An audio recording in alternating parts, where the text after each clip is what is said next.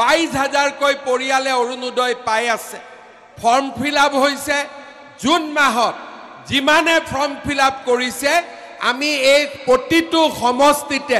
40,000কৈ পৰিয়ালক আমি অৰুণোদয় আঁচনি দিবৰ বাবে গৈ আছো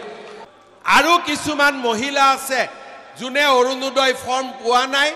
অৰুণোদয় পোৱা নাই মই আমাৰ এমএলএ সকলক কৈছো যে এইবাৰ ইলেকশ্যনত যেতিয়া আমাৰ মেম্বাৰ সকল গাঁৱত যাব আঞ্চলিক পঞ্চায়তৰ সদস্য গাঁৱত যাব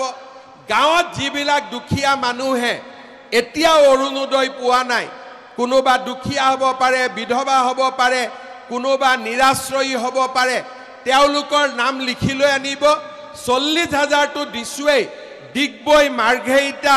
হদিয়া ডুমডুমা মাকুম সমষ্টিত আমি আৰু 4,000 মানুহ পৰিয়ালক অৰুণোদয় দি দিম যাতে কোনেও